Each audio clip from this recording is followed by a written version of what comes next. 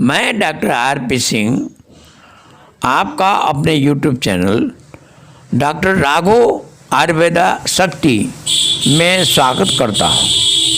व्यक्ति के प्रकृति और कई कारणों के आधार पर चिकित्सा पद्धति निर्धारित की जाती है, इसलिए उचित औषधि और रोग के निदान हेतु उपयुक्त चीज़ों पर अवश्य विचार करें। आयुर्वेद में एक्जिमा को विचर्चिका कहा जाता है। ये त्वचा का एक गैर संक्रामक और इन्फ्लामेटरी बीमारी है जिसके कारण खुजली और लालपन रहता है। इसमें सूजन लाने वाले हिस्से के आसपास की जगह भी लाल हो सकती है। एक्जिमा का रोग पुराना या तीव्र हो सकता है, हालांकि एलोपैथ में अब तक एक्जिमा के कारण का पता नहीं चल पाया। आयुर्वेद में एक्जिमा के कारणों की पहचान की गई है और इसमें विभिन्न उपचारों जैसे कि अभ्यंग, वमन, विरेचन, रक्तमोक्षण और लेप का प्रयोग किया जाता है।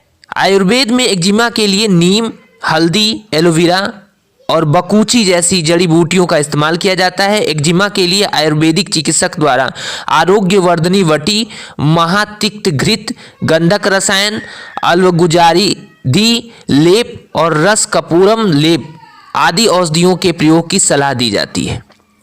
आयुर्वेद के अनुसार कई कारणों की वजह से एक्जिमा की बीमारी होती है। किसी भी उम्र के व्यक्ति को एक्जिमा की समस्या हो सकती है। कारणों से दोष और धातु के असंतुलन की वजह से एक्जिमा की समस्या हो सकती है। वो कारण है अनुचित खाद्य पदार्थों का मिश्रण, जैसे कि मछली के साथ दूध लेना, अत्यधिक मात्रा में भारी भोजन करना, प्राकृतिक इच्छाओं विशेषतः उल्टी को रोकना, खाने के तुरंत बाद व्यायाम करना, मौसम में तुरंत बदलाव जैसे कि ठंडे से गर्म या गर्म से ठंडा हो, मछली, खट्टी चीज़ें और ताज़ा कटे हुए अनाज का अत्यधिक सेवन करना, खाने के तुरंत बाद संभोग करना, शरीर में खाने का सही से न पचना, लसिका तंत्र का रोग, जरूरत पड़ने पर पंचकर्म न लेना, उचित आहार और जीवन शैली के द्वारा शरीर से अमा यानी विषाक्त पदार्थों को साफ किया जाता है और इससे एक्जिमा के इलाज में मदद मिलती है। एक्जिमा के आयुर्वेदिक इलाज में पहला है अभ्यंग। इस प्रक्रिया में जड़ी बूटियों के गुणों से युक्त औषधीय तेल से प्रभावित हिस्से की मालिश की जाती है। इससे एक्जिमा का प्रभाव या इलाज संभव है। ये रक्त प्रवाह को बेहतर, शरीर को पोषण, पानी की कमी से बचाव और उन हिस्से में एंटीबॉडी के प्रवाह और उत्पादन को बढ़ाने का काम करता है। एक्जिमा में अभ्यंग के लिए मरीचियादी तेल और सरसों के तेल का प्रयोग किया जाता है। अगला है वमन। इस प्रक्रिया में विभिन्न जड़ी बूटियों या जड़ी बूटियों के मिश्रण के द्वारा उल्टी कराई जाती है। ये एक डिटॉक्सिफाइंग प्रक्रिया है जो शरीर से अमा को बाहर निकालती है और अमा ही एक्जिमा होने की सबसे बड़ी वजह है। वमन कर्म में दो तरह की जड़ी बूटियों का प्रयोग किया जाता है। इसमें उल्टी के लिए प्रेरित करने वाली जड़ी बूटियां और उल्टी के लिए प्रेरित करने वाली जड़ी बूटियों के प्रभाव को बढ़ाने वाली जड़ी बूटियां शामिल हैं। एक्जिमा, सोराइसिस और सफ़ेद दाग जैसे त्वचा रोगों के इलाज में वमन कर्म प्रभावी है। इसके अलावा ये रूमेटिक रोग, सामान्य जुखाम, गठिया, गले में खराश, एडिमा और मिर्गी को भी नियंत्रित करने में उपयोगी है। अगला है विरेचन। इस प्रक्रिया में मल निष्कासन के द्वारा शरीर से अमा को बाहर निकाला जाता है और शरीर में असंतुलित हुए दोष को संतुलित किया जाता है। विरेचन के लिए एलोवेरा, सेन्ना और रुवर्ब जड़ी बूटियों का प्रयोग किया जाता है। इन्हें अकेले या किसी अन्य जड़ी बूटी के साथ मिलाकर भी इस्तेमाल कर सकते हैं। इस चिकित्सा में शरीर से अत्यधिक पित्त और कफ को बाहर निकाला जाता है। अगला है रक्तमोक्षण। इस प्रक्रिया में शरीर से विषाक्त रक्त को निकाला जाता है। पित्त विकार जैसे कि त्वचा विकार, लीवर और प्लीहा रोग में तुरंत आराम पाने के लिए इस चिकित्सा को जाना जाता है। इसके अलावा ये सिरदर्द और हाइपरटेंशन के इलाज में भी उपयोगी है। अगला है लेप। घी और जड़ी बूटियों या जड़ी बूटियों के मिश्रण द्वारा गाढ़ा लेप तैयार किया जाता है। अनेक रोगों के उपचार के लिए जड़ी बूटियों से लेप तैयार किया जाता है, लेकिन रोग के कारण और असंतुलन हुए दोष के आधार पर ही इन जड़ी बूटियों का चयन किया जाता है। चक्रमर्थ यानी चकवण, तिल, राई यानी सरसों और बिडंग को खमीर युक्त करके कुस्ता और पिपली की जड़ को दही से बने पानी में डालकर लेप बनाया जाता है। एक्जिमा के इलाज में इस लेप को प्रभावी हिस्से पर लगाया जाता है। एक्जिमा के आयुर्वेदिक इलाज में जो जड़ी बूटियों में पहला है नीम। ये परिसंचरण पाचन तंत्र, श्वसन और मूत्र प्रणाली पर कार्य करती है। इसके संकुचक, वायरस रोधी, त्वचा को ठंडक देने, रोगाणु रोधक, कृमिनाशक और उत्तेजित करने के गुण पाए जाते हैं। ये शरीर में खून को साफ और असंतुलित हुए दोष को ठीक करने के इलाज में उपयोगी है। नीम के पौधे के हिस्से विभिन्न हिस्सों जैसे कि फूलों, जड़ की छाल, पत्तियों, छाल, फल रस और बीज के तेल का चिकित्सीय प्रयोग किया जाता है।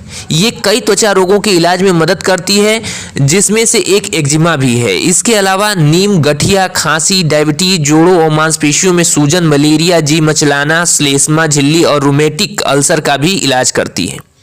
अगला है हरिद्रा। हरिद्रा पाचन, श्वसन, मूत्र और परिसंचरण प्रणाली पर कार्य करती है। इसमें जीवाणु रोधी, कृमिनाशक, उत्तेजक, सुगंधक और वायुनाशक गुण पाए जाते हैं।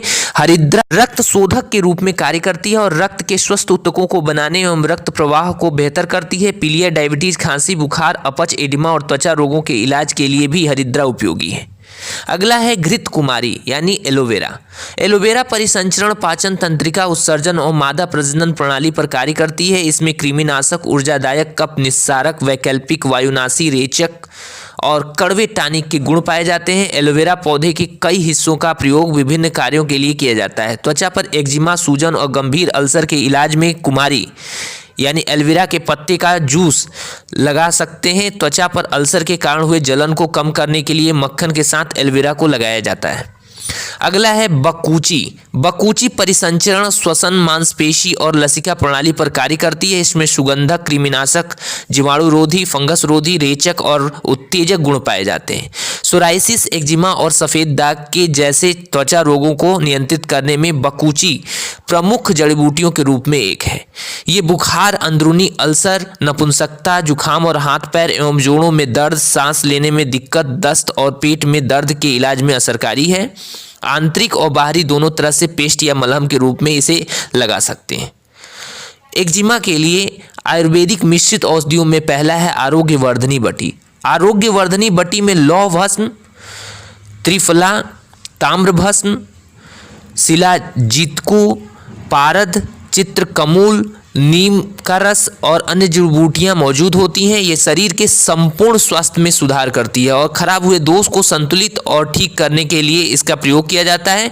आयुर्वेद में विभिन्न लीवर रोगों के साथ साथ सभी प्रकार के त्वचा रोगों के इलाज में इसका इस्तेमाल किया जाता है। इस वजह से आरोग्यवर्धनी बटी एक्जिमा के इलाज में उपयोगी है। ये भूख और पाचन को बढ़ाती है और अनियमित मल निष्कासन की क्रिया को से राहत देती है। अगला है महातिक्त घृत।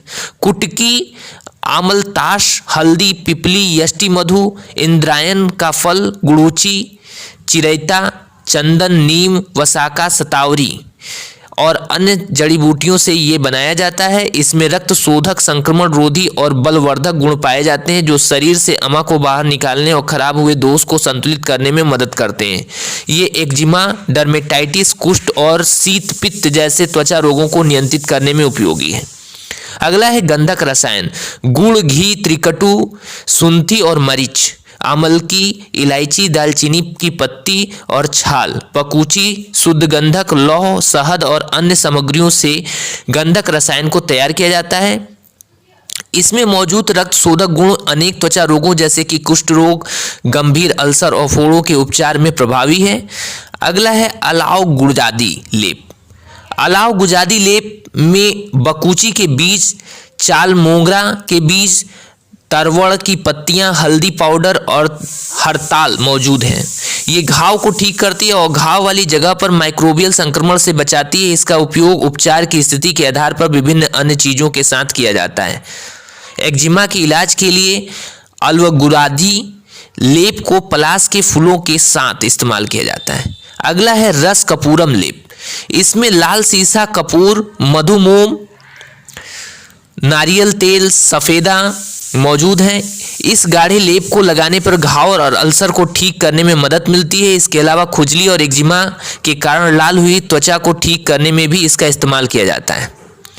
आयुर्वेद के अनुसार एक्जिमा होने पर क्या करना चाहिए और क्या नहीं करना चाहिए, तो आप अपने आहार में गेहूं और जौ जैसे अनाजों को शामिल करें। मूंग की दाल, मसूर दाल खाएं। फल और सब्जियां जैसे कि अमलकी, कत्था, करेला, अनार, फालसा और लहसुन का प्रयोग करें। तीखा और हल्का भोजन करें। खाना खाने का सही समय पर खाना खाएं, हल्का व्यायाम करें और साफ सफाई का ध्यान रखें। क्या नहीं करना चाहिए? ताजे कटे अनाज को न खाएं, अपने आहार में काले चने को शामिल न करें, मूली, लिसोड़ा और मकोए जैसी फल सब्जियों को अपने नियमित आहार में न लें, दही और तिल खाने से बचें, दूध के साथ मछली जैसे खाद्य पदार्थों को एक साथ न लें, क्योंकि इनकी वजह से चैनल्स यानी पूरे शरीर में बहने वाली ऊर्जा के प्रवाह के 12 प्रमुख माध्यम या चैनल हैं जिन्हें ये प्रभावित करती हैं। दिन के समय सोने से बचें, अपनी प्राकृतिक इच्छाओं जैसे कि मल निष्कासन और पेशाब को न रोकें, अत्यधिक व्यायाम करने से बचें। धन्यवाद।